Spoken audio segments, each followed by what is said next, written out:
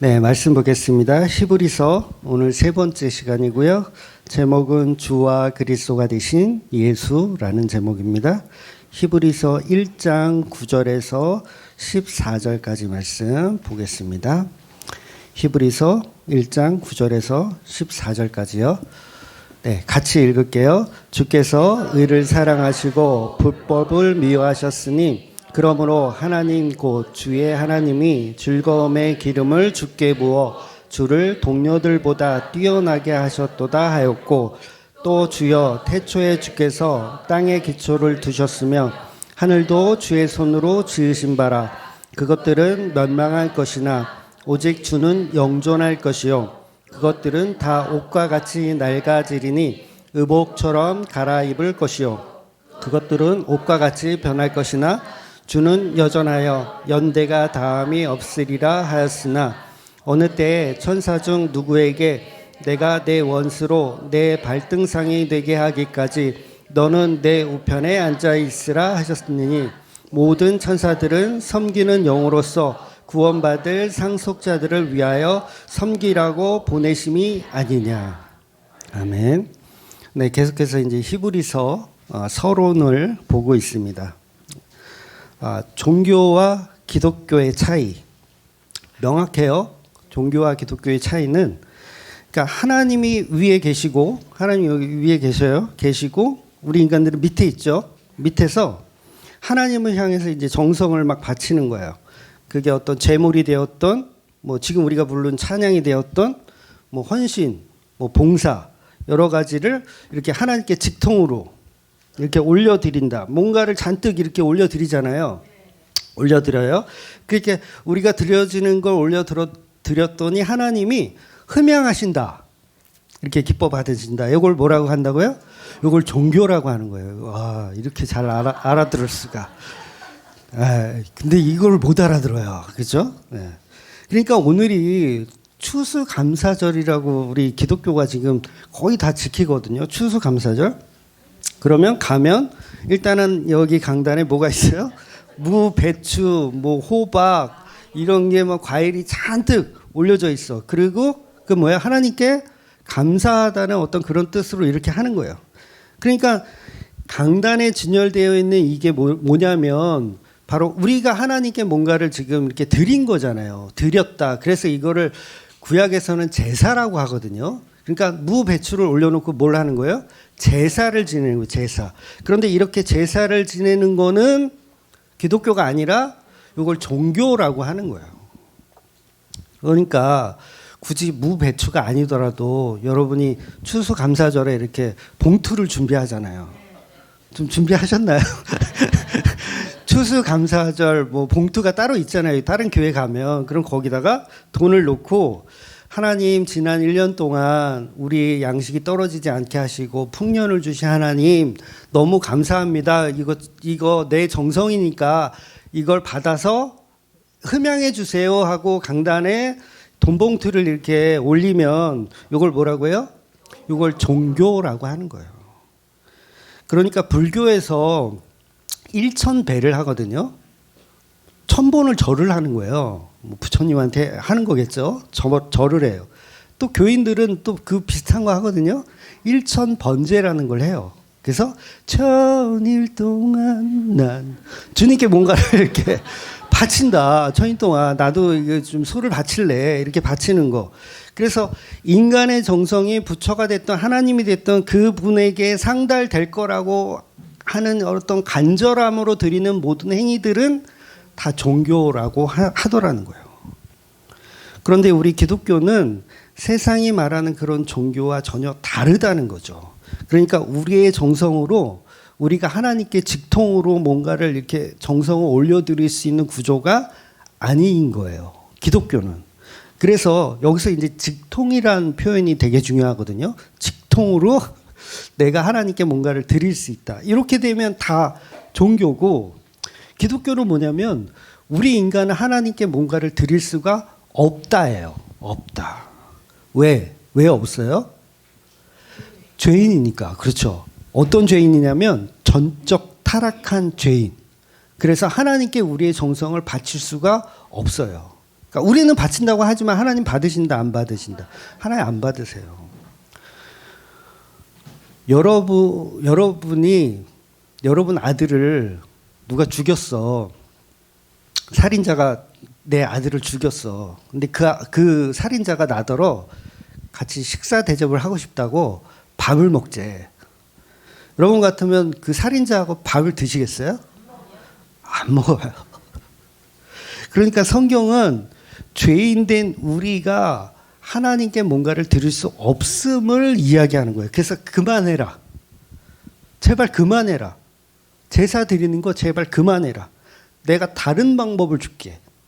너희들이 나한테 올 수 있는 방법, 내가 다른 방법을 줄게. 그래서 주는 방법이 뭐냐면 그게 언약이라고 하는 거예요. 언약, 새 언약. 그래서 새 언약을 주는데 그 새 언약의 본질이 뭐냐면 메시아를 내가 너희에게 보내주겠다요. 그러니까 기다려라 이거죠. 기다려라. 그러면 그 메시아가 누구죠? 예수 그리스도. 그래서 그리스도교, 기독교라고 하는 거예요. 그러니까 우리는 메시아를 통해서 하나님께 뭔가를 드릴 수 있는 존재라고 생각하는 사람들 전혀 달라요.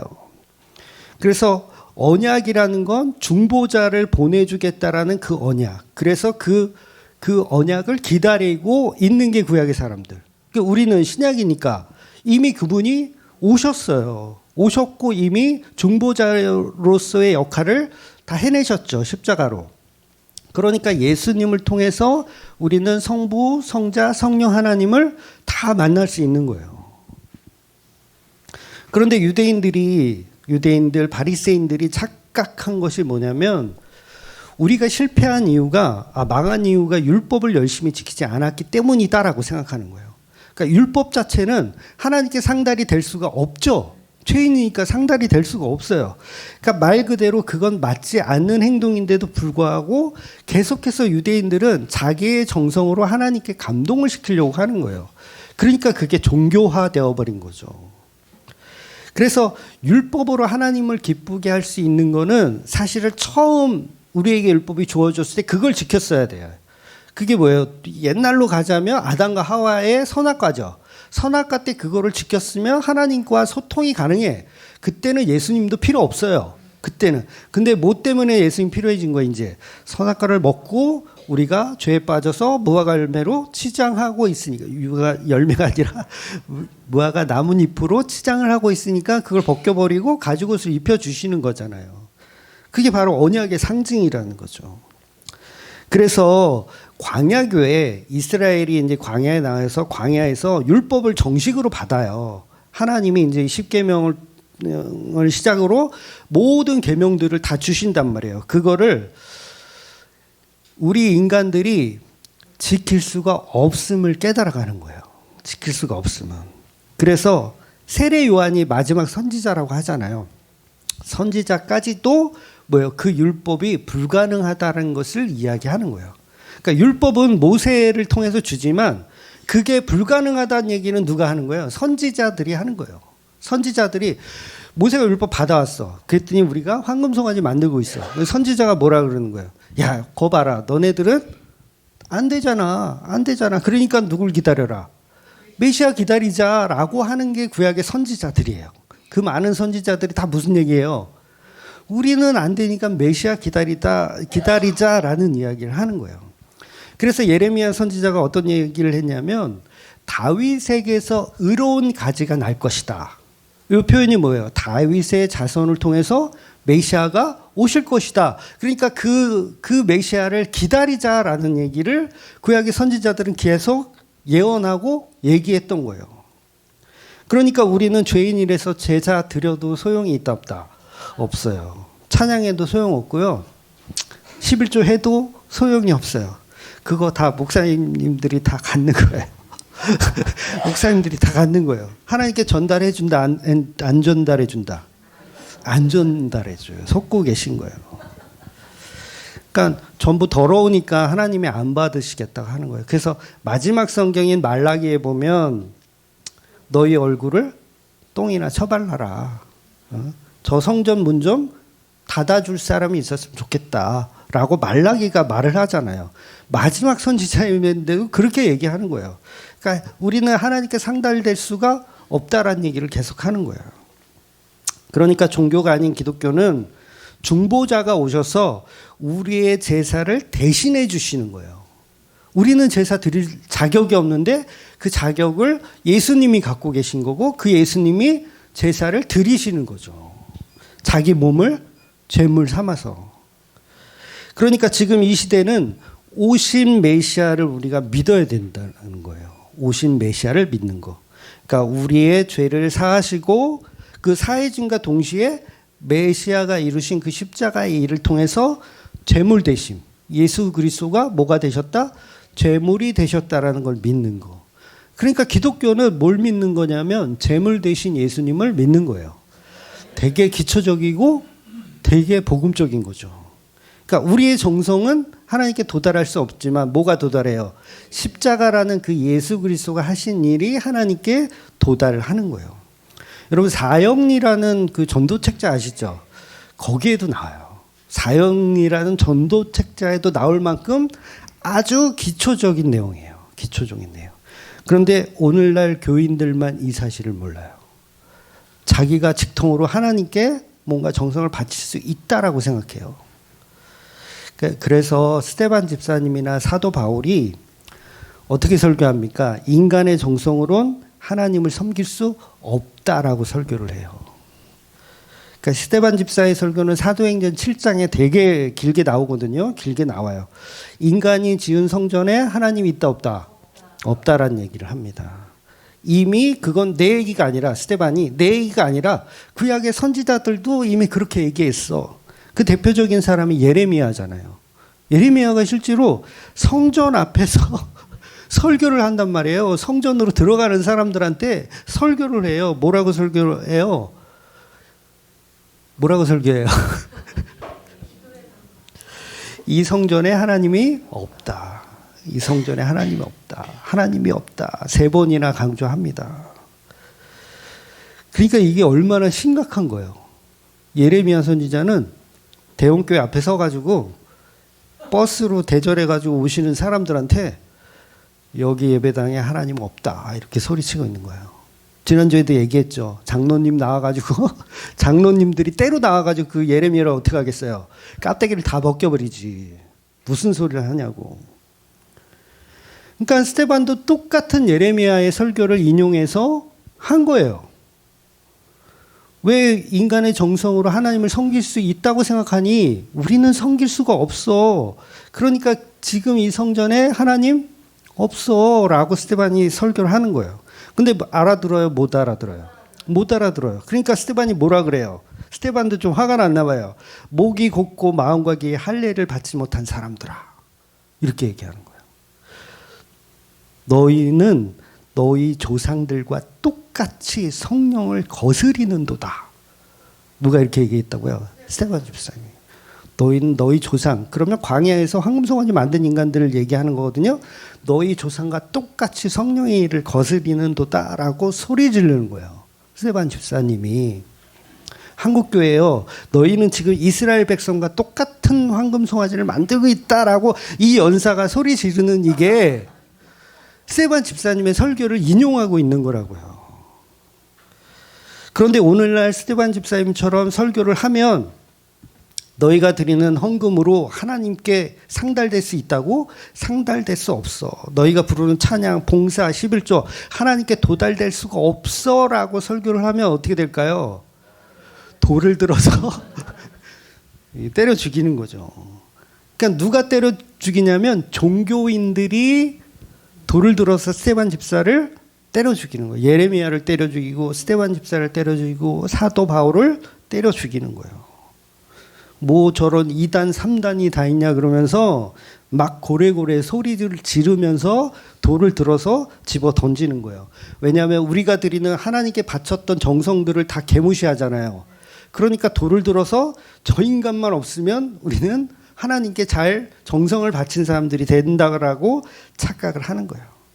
그러니까 하나님이 없다 하니까, 성전에 하나님이 없다 하니까 계거품을 물고 돌을 들고 던지더라는 거죠. 그러니까 한때 이제 조회수가 저희 교회도 조회수가 막 급성장할 때가 있었어요. 막 조회수가 하루에도 막 몇만 건이 막 올라갈 때가 있었어. 그때도요, 모르는 전화로 전화가 오잖아요. 핸드폰으로 제가 받으면, 물론 대부분은 이제 응원의 전화도 많이 와요. 응원의 전화도 많이 오지만 간혹 가다가 이제 받자마자 막 소리를 지르는 사람들이 있어요. 특히 교회 장로들, 권사들, 이런 분들이 막 소리 질러요. 막 고래고래 소리 지르면서 이 어디 뭐 그런 첫 것은 하나님께 드려야 되는데 뭐 11조가 없다는 그런 말도 안 되는 설교를 인터넷에 올리냐고 그러면서 막 소리 질러요. 요즘은 조회수가 안 나와서 그런지 전화도 없어. 그러니까 예나 지금이나 스테반 집사님의 말처럼 인간의 정성을 무시하고 너의 기대기에 할례나 받아라 라고 설교하면 돌을 들어서 던지더라는 거예요. 다시 한번 말씀드리지만 예레미야는 구약의 사람이고 선지자임에도 불구하고 성전에서 어떤 설교를 했다. 7장 4절에 보면 너희는 이것이 여호와의 성전이라 여호와의 성전이라 여호와의 성전이라는 거짓말을 믿지 말라라고 설교를 하더라는 거예요. 그러니까 이 말은 뭐예요? 우리는 우리의 정성으로 하나님께 무엇을 섬길 수 있다라는 생각을 믿지 말고 속지 말아라 라고 얘기하는 거예요. 여러분, 구약의 성막은요, 구약의 성막, 출애굽기 때 우리 다 봤죠? 구약의 성막은 고정되어 있는 건가요? 아니면 언제든지 이동하나요? 언제든지 이동하는 거예요. 구름기둥과 불기둥이 그 성막을 인도합니다.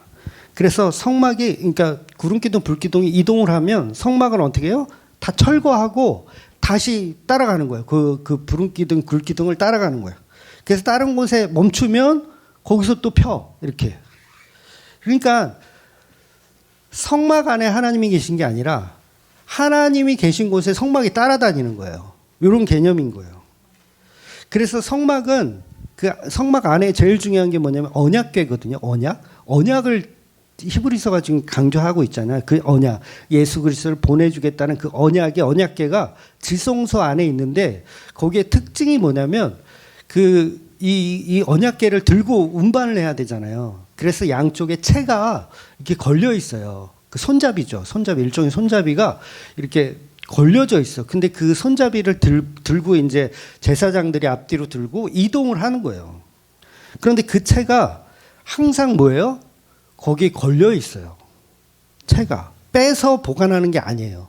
채가 항상 걸려 있어요. 그 얘기는 뭐예요? 언제든지 이동할 준비를 하고 있는 거예요. 그러니까 이게 솔로몬 시대에는 이제 솔로몬 성전을 짓잖아요. 그 전에는 이제 성막이었지만 이제는 건물 성전이에요. 건물 성전. 그러면 건물 성전은 여러분 이동이 돼요, 안 돼요? 이동이 안 돼. 그래서 인간들이 착각을 하는 거야. 아, 건물 성전에는 이제 하나님이 계시구나라고 착각하는 거예요. 그런데 건물 성전도 사실은 이동용이었어요. 이동용.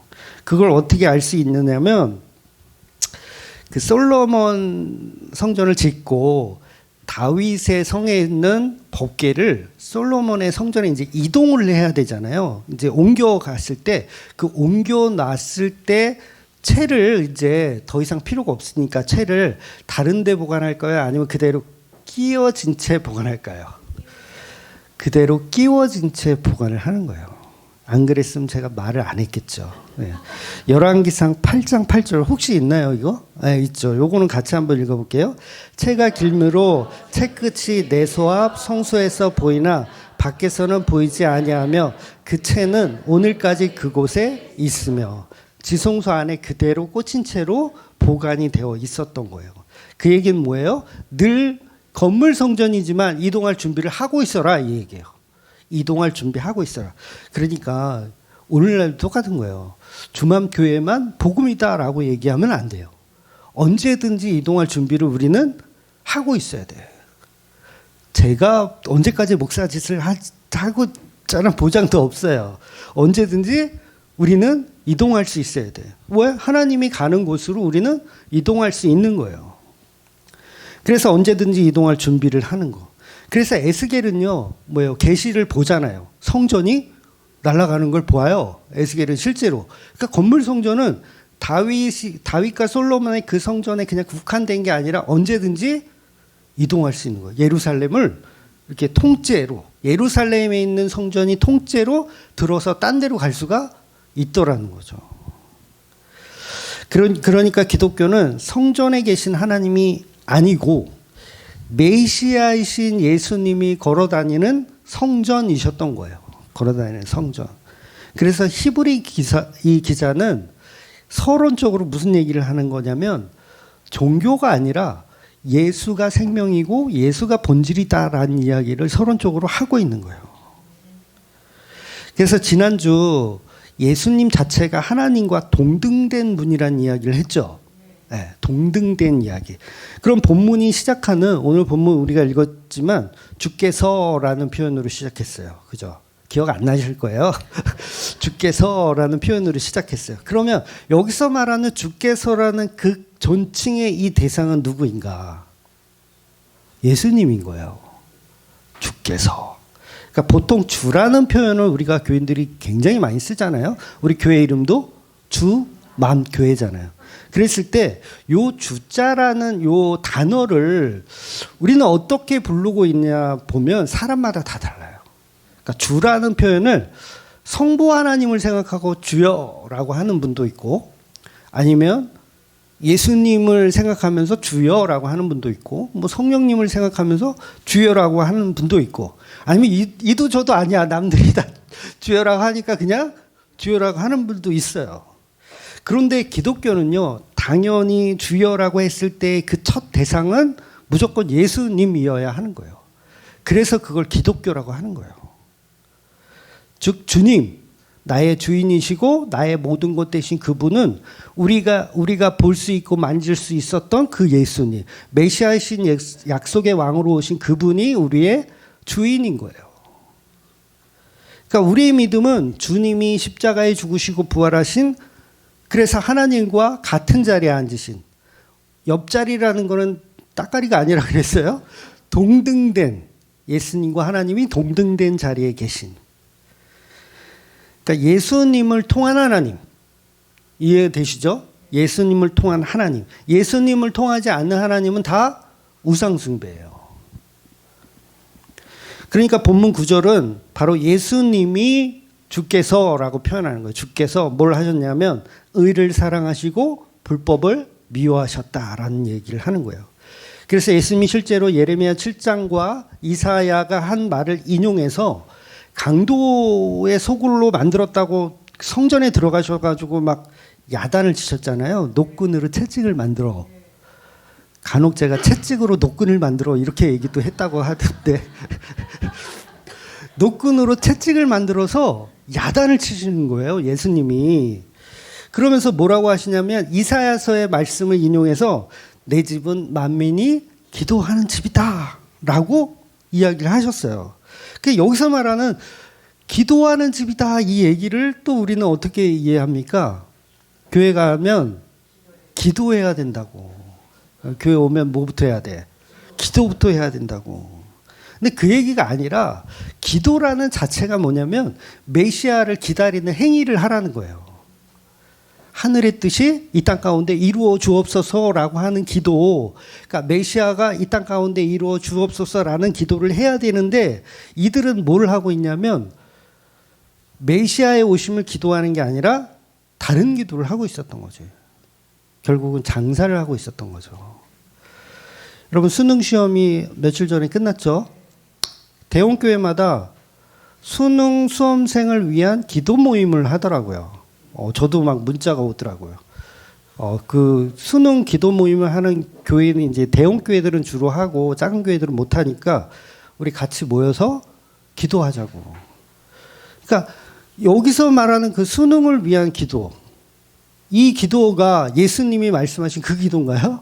아니라는 얘기예요. 아니라는 얘기. 그러니까 성전에서는 메시아가 오심을 기다리는 기도를 하고 있어야 되는데 너희들은 장사를 하고 있더라. 그러니까 이 재물을 사고 팔고 돈을 바꿔주고 이게 뭐예요? 재물의 본질이신 예수를 못 알아보고 있는 거잖아요. 그러니까 예수님이 아우, 이것들은 그냥 기도도 안 하고 장사만 하고 있네.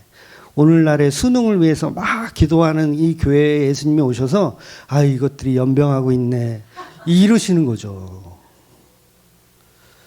교회는 예수님이 이미 오셨잖아요. 이미 오셨어요.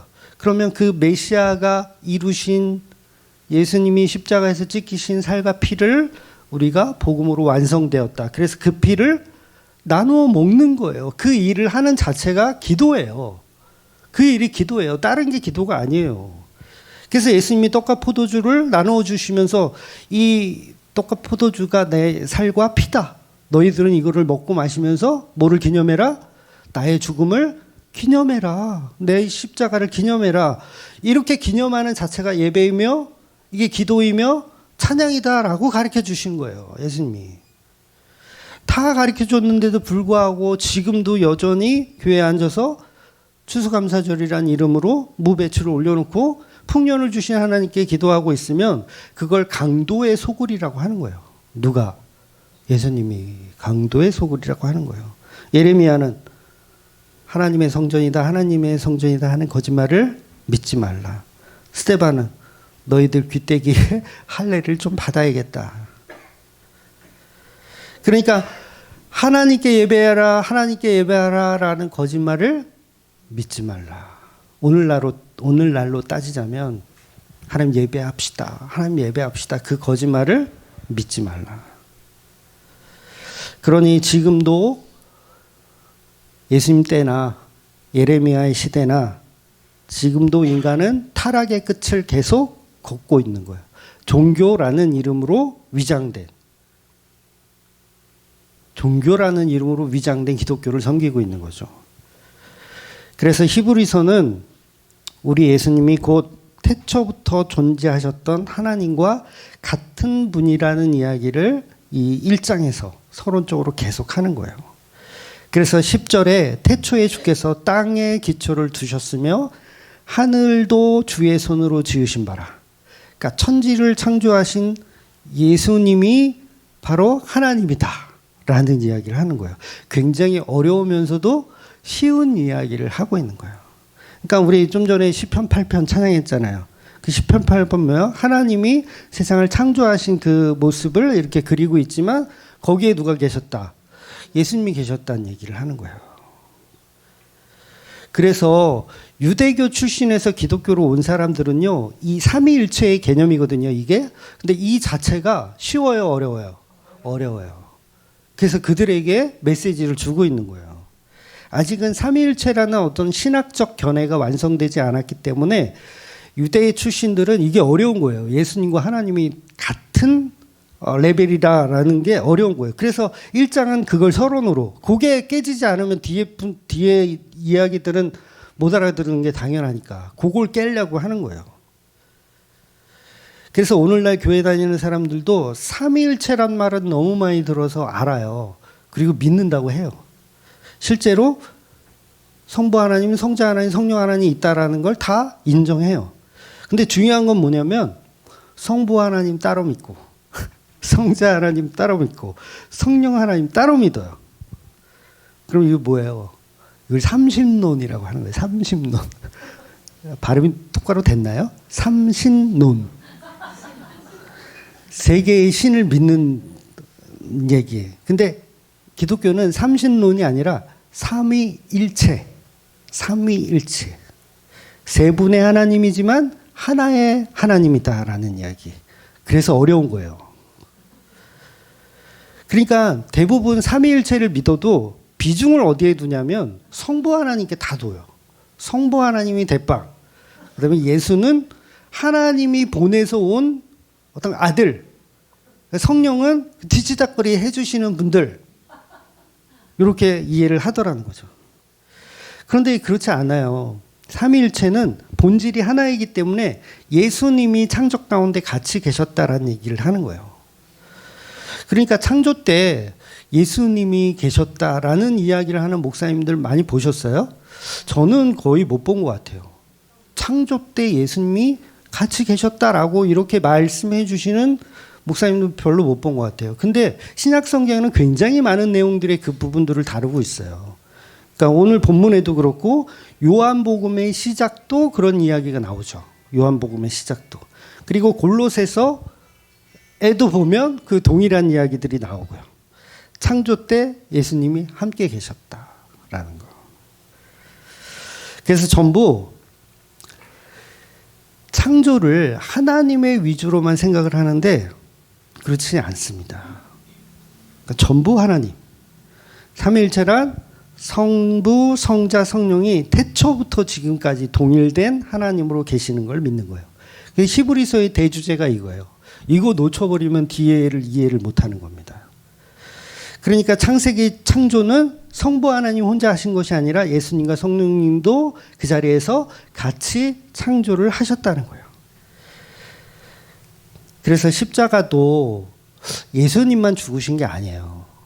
성부 하나님도 마음으로는 그 아들 예수와 함께 십자가에 죽으신 거예요. 그래서 지금의 성령님이 교회를 돌보시는 것도 뭐예요? 예수님의 영이에요. 성령 자체가 예수님의 영. 그래서 예수님이 우리를 돌보고 계신 거.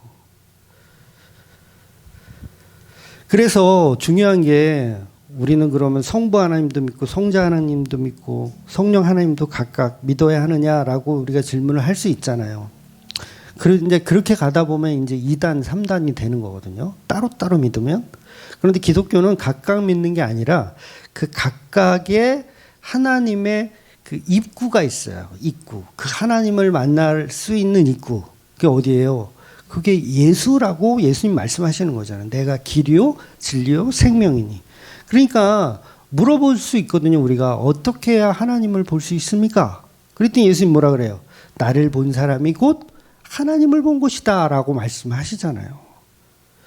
그러니까 예수를 보지 않는 유대인들은 하나님을 보고다 안 보고다 안 본 거예요. 그분들은 그냥 종교생활 한 거예요. 황금송아지 자기가 만든 신을 만들어 놓고 열심히 섬기고 있는 거예요.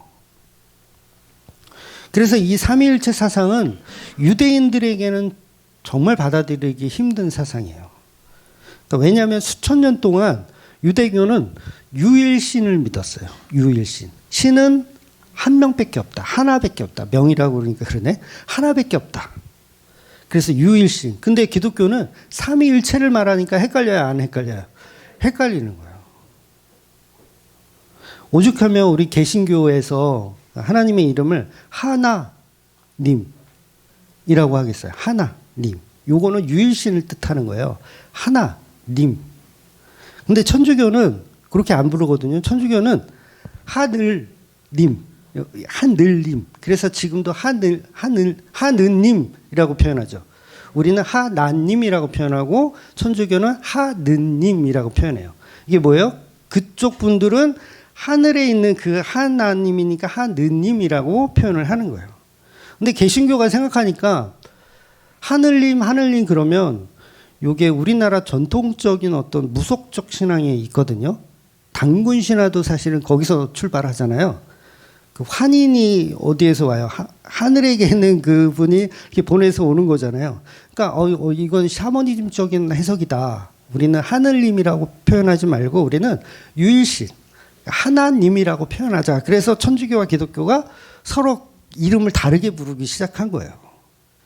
그러니까 한국 사람의 개신교도 하나님이라는 유일신에 대한 사고가 있는 거예요. 그 유대인들은 오죽하겠어요. 그걸 깨기가. 그러니까 예수님은 하나님과 동등된 분이다라는 이야기 자체가 어려운 거죠. 그러나 그 근거는 분명히 예수님께서 다 말씀을 해주셨습니다. 나를 본 것이 곧 하나님을 보았다. 그러니까 예수를 통하지 않은 성부 하나님 가짜. 예수를 통하지 않은 성령 하나님 가짜라는 거예요. 예수 없이는 길도 없고 진리도 아니고 아무것도 아닌 거죠. 그러니까 유대인들은 지금도 성부 하나님만 열심히 잘 믿고 있잖아요. 그러니까 오늘날 교인들도 사실은 성부 하나님만 열심히 믿어요. 그러니까 대형교회 목사들 참 설교하면 다 하나님 위주야. 하나님께 복을 받아야 된다. 하나님께 헌신해야 축복을 받는다. 전부 하나님 위주. 오죽하면 애국가에도 하느님이 보호하사 우리나라 만세.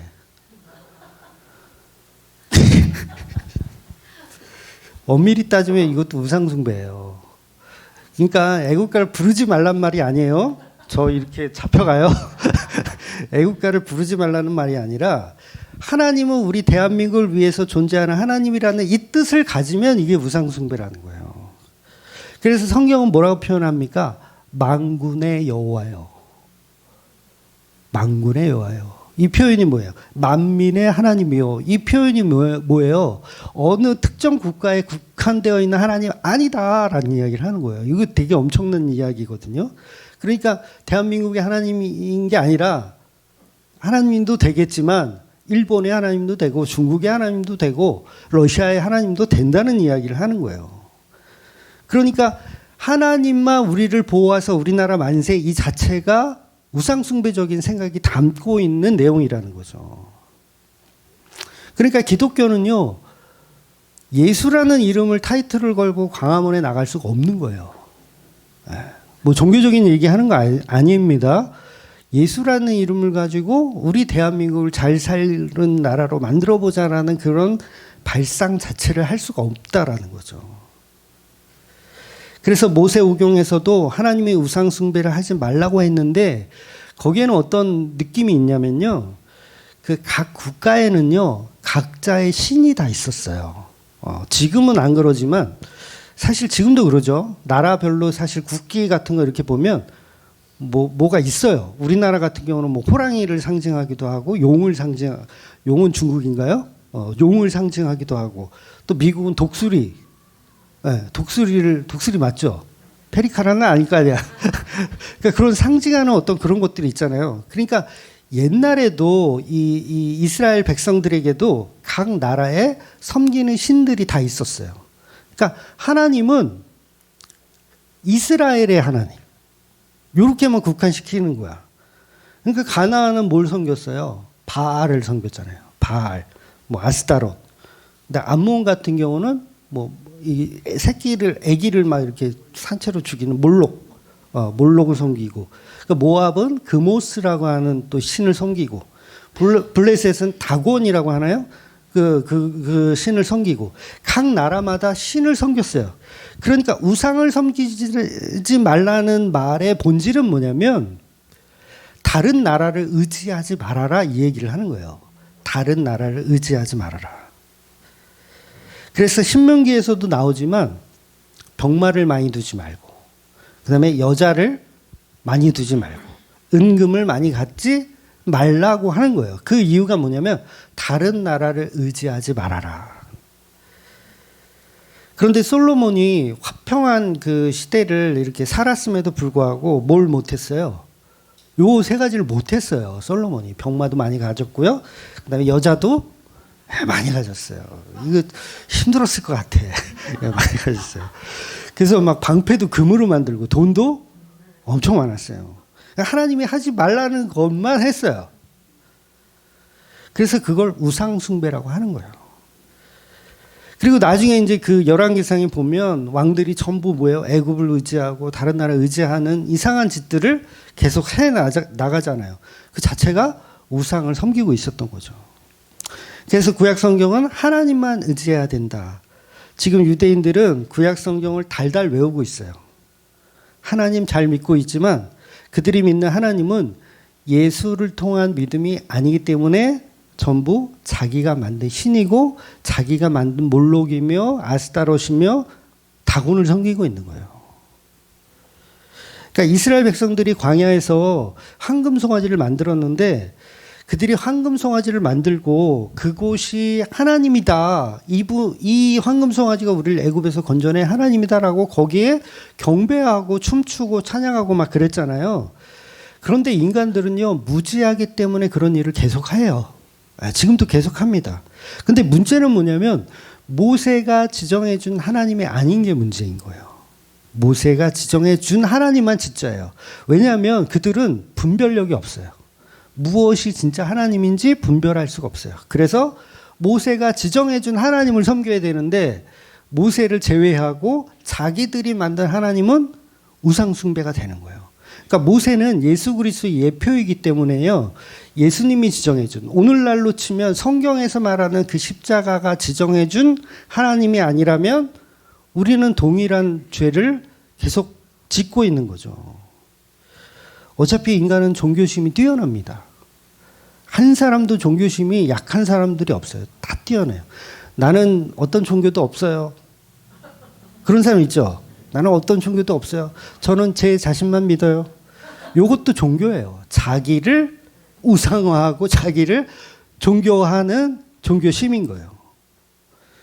그러니까 우리 앞 세대들, 저도 이제 어릴 때는 저희 아버지가 이제 작은 집이었기 때문에, 둘째였기 때문에 큰 집에 가서 항상 제사를 지냈어요. 설날, 추석에 제사를 지내.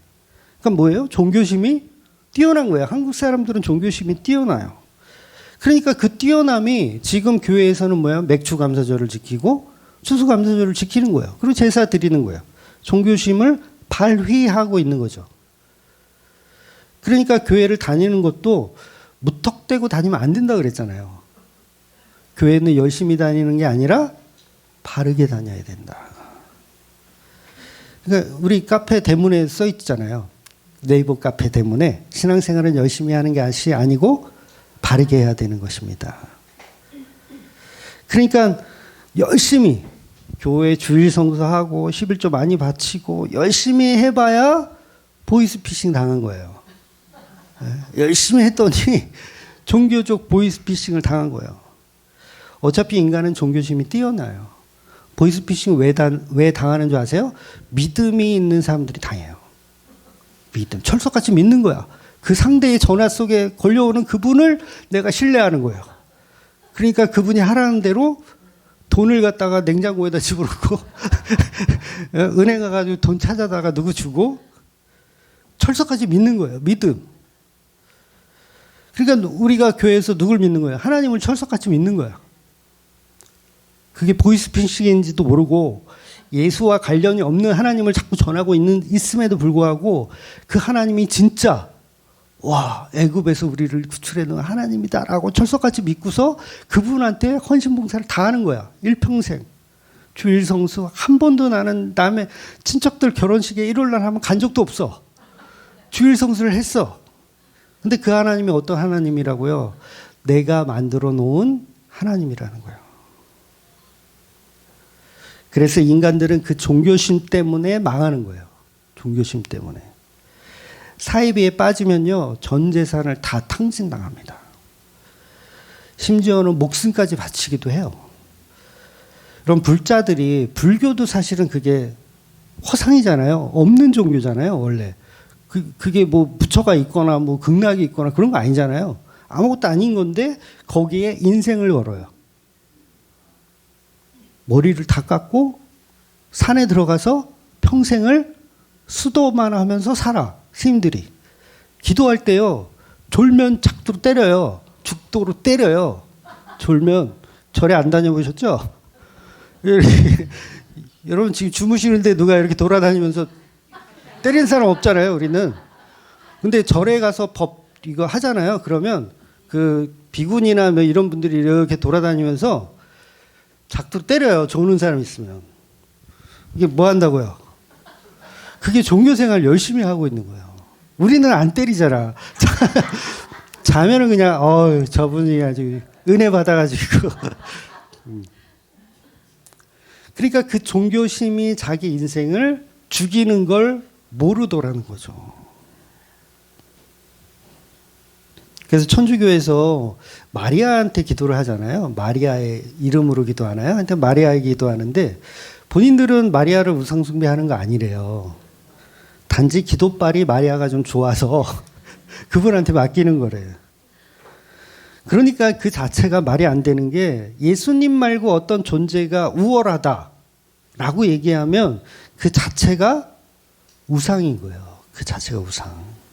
그게 마리아가 되었던 심지어는 성부 하나님이 되었던 성령 하나님이 되었던 그건 기독교가 아니에요.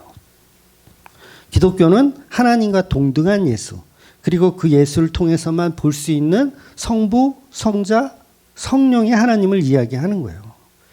그러니 십자가에 죽은 무능력한 예수에게만 마음이 끌리는 독특한 사람들이 있어요. 하나님한테는 솔직히 관심이 없어. 뭐 복 주시는 하나님, 내 지경을 넓혀주시는 하나님, 들어가도 나가도 복을 받고 그런 거에 관심이 없는데 누구한테 관심이 끌리냐면 십자가에 죽은 예수님에게만 관심이 끌리는 독특한 사람들이 있는데 그 사람들을 교회라고 하는 거예요. 진짜 교회. 예수 그리스도의 신부된 교회. 예수님 머리이시고 몸된 교회라고 하는 거예요.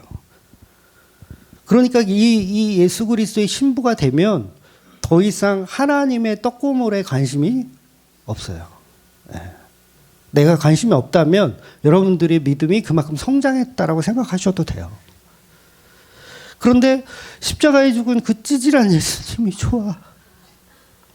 아무것도 해주는 게 없는데도 그분이 좋아.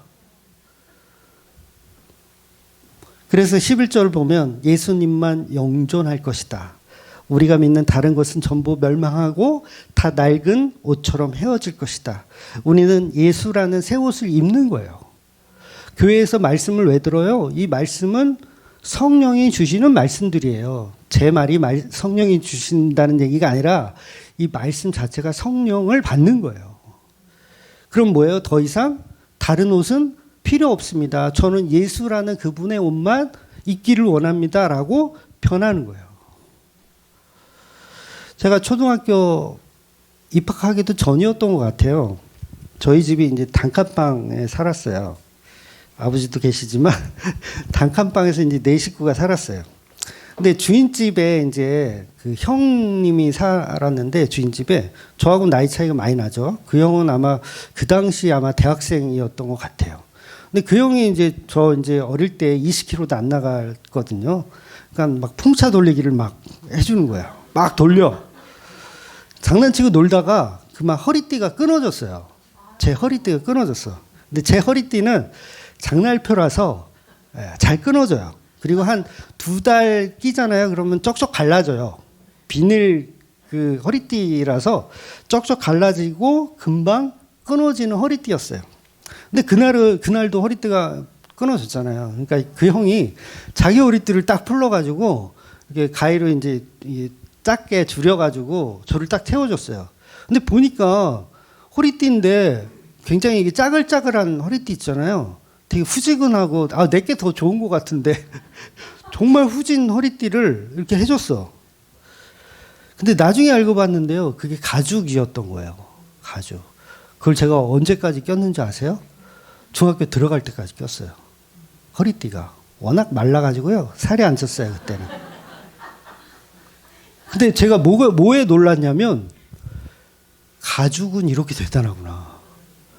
아니 장날표에서 산 허리띠는 한 2달 신으면 다 쩍쩍 갈라지고 뜯어지는데 이놈의 가죽 허리 벨트는 럭셔리하게 끊어지지가 않아. 결국은 이제 끊어져서 버린 게 아니라 더 이상 이제 작아서 사용을 하지 못해서 버렸어요.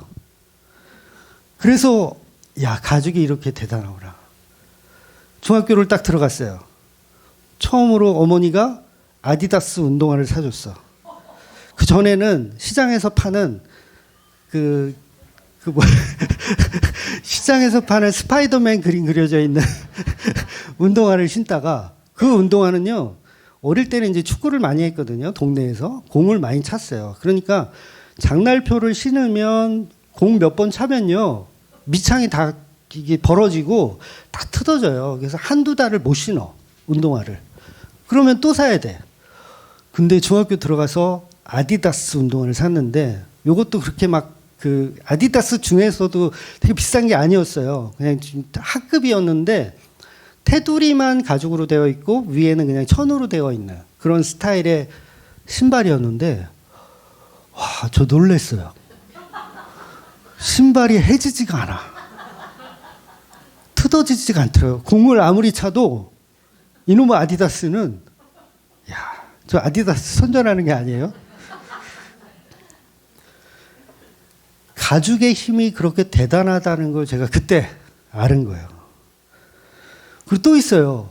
고등학교 때부터 저는 약간 날라리여가지고 구두를 신고 다녔어요. 구두를. 고등학교 때부터 학교 갈 때도 구두를 신고 다녔는데 시장에 가면 구두가 한 7, 8천 원 했어요. 그때 구두 한 켤레가 7, 8천 원인데 요 놈도 한 2달 신잖아요. 그러면 구멍이 나고 벌어져가지고 빗물이 다 스며들어. 그리고 20대 처음으로 이제 미스터를 샀어요. 와, 신세계야. 아무리 신어도 빗물이 안 들어와. 야, 가죽이라는 건 이렇게 놀랍구나. 그러니까 무화과 나뭇잎으로 우리가 막 치장해. 에덴 동산에서 그 아담과 하와가 무화과 나무로 막 치장해. 하루 이틀이면 그거 다 날아가고 틀어지고 그 개판일 거 아니에요. 그런데 하나님이 동물을 잡아가지고 직접 가죽으로 옷을 만들어가지고 입혀주셨어. 저는 그거는 가인과 아벨이 성인 될 때까지 입었을 거라고 생각해요. 왜냐하면 가인과 아벨은 처음부터 어른이었기 때문에 사이즈도 잘 맞았기 때문에 한 수십 년은 입었을 거예요. 그러니까 그걸 볼 때마다 뭘 생각할까요? 놀랍다. 무화과는 입으면 틀어지고 입으면 사라지는데 하나님이 만들어주신 가죽옷은 변함이 없구나. 영원하구나. 오히려 실증나서 버리고 싶구나. 그러니까 영원한 가죽옷이 되신 그 예수님을 오늘 본문은 이야기하고 있는 거라는 거죠. 예수님을 통한 영원한 사랑은 변함이 없다. 너희들이 아무리 율법적인 어떤 그런 치장, 무화과 나무로 아무리 덕지덕지 입어도 그건 오래 간다, 오래 안 간다. 오래 안 가요. 실제로 예수님이 이 땅에 오셔서 저와 여러분의 옷이 되어주신 거예요. 가죽옷이. 그래서 로마서 13장에 보면 이런 표현을 하고 있거든요. 오직 예수 그리스도의 옷을 입고 살아라. 이런 얘기를. 예수 그리스도의 옷을 입고 살아라. 그러면서 하나님이 예수님에게 13절, 오늘 보면 13절처럼 내가 내 원수로 내 발등상이 되게 하기까지 너는 내 우편에 앉아있으라 말씀하시는 것입니다. 즉 모든 원수들은 예수님의 발등상. 그러니까 발등상이라는 표현은 의자에 앉았을 때 그 발판을 이야기하는 거예요. 발판. 요거는 이제 전쟁에서 승리했을 때 그 적군의 왕이 내 앞에 무릎을 꿇었을 때 그 승리한 왕이 발판 삼는 거예요. 네, 발판 삼는 거. 그걸 표현하는 거예요. 그래서 예수님에게 그 영광을 다 주었다. 그러니까 승리는 천사에게도 준 적이 없는데 예수님에게 다 주셨다. 그러니까 그 예수님만이 우리의 승리자이며 우리의 구세주이시다.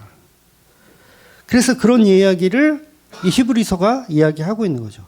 그래서 이게 히브리서 기자가 시편 110편을 인용해서 지금 설명하고 있는 거거든요. 근데 무엇이 놀랍냐면 우리 읽어볼까요? 시편 110편 1절 말씀 같이 읽을게요.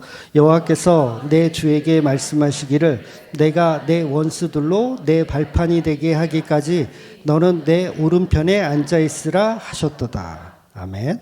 여러분 이 110편은 다윗의 시입니다. 다윗의 시. 다윗은 왕이죠. 왕이기 때문에 다윗보다 높은 사람은 하나님밖에 없어요. 하나님밖에. 근데 이 110장 표현을 보면 여호와께서 내 주에게 말씀하시기를. 이상하지 않아요? 여호와께서 내 주에게 제3자가 또 있는 거예요. 내 주에게 말씀하시기를. 그럼 여기서 말하는 내 주에게서 이 아도라는 표현, 내 주라는 이게 누구를 얘기하는 거예요? 예수님 얘기하는 거예요. 다윗도 누구를 주로 불렀다? 예수님을 주라고 불렀어요. 주라고. 그런데 왜 우리는 예수님을 주라고 안 부르고 맨날 하나님 타령만 하고 있냐고요. 구약의 사람인데도 불구하고 예수님을 주라고 표현하고 있는 거예요. 그러니까 이미 히브리서 이 기자는 이런 것들을 다 해석하고 있었어요. 성령의 은혜죠. 성령의 은혜로 다 해석하고 있었기 때문에 110편을 인용할 수 있었던 거예요.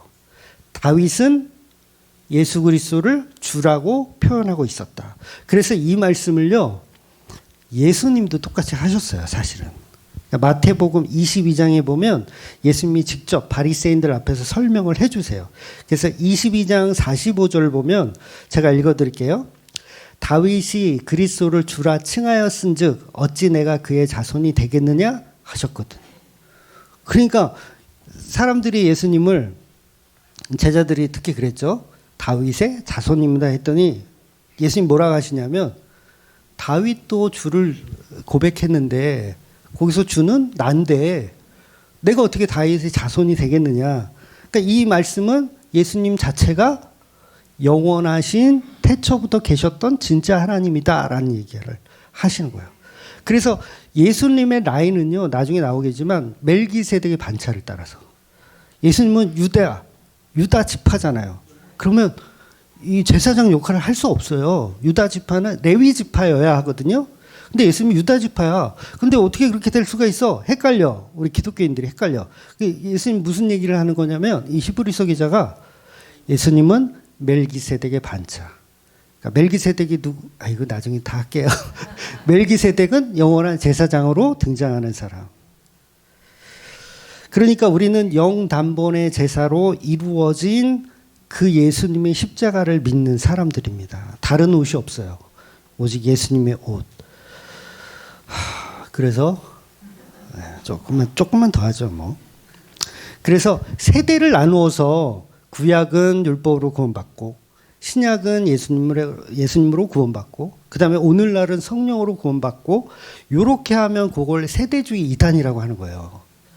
구약에도 예수님의 십자가로 구원받고, 신약에도 예수님의 십자가로 구원받고, 지금도 예수님의 십자가로 구원받는 거예요. 다윗은 누굴 믿었다? 예수님. 다윗이 하나님을 믿었으면 천국에 못 가요. 이해가 되세요? 예수 그리스도를 믿는 거예요. 구약의 모든 사람들이 다 예수. 그러니까 예수님은 어떤 식으로든 그들에게 나타나시고 어떤 식으로든 메시지를 전달하는 거예요. 그러니까 메시아를 믿는 거죠. 쉽게 얘기해서 예수님은 2000년 전에 오시지만 그 전 사람들은 못 보잖아요. 그런데 메시아의 오심을 기다리고 그 메시아가 믿어질 때 그게 진짜 믿음이라는 거예요. 그러니까 유대인들, 바리새인들은 구원이 없는 거예요. 누구를 기다리지 않았으니까? 메시아를 기다리지 않았으니까. 선지자들은 다 메시아를 기다렸잖아요. 그러니까 그들에게는 예수님을 만난 것이고 예수님을 통해서 구원을 얻은 겁니다.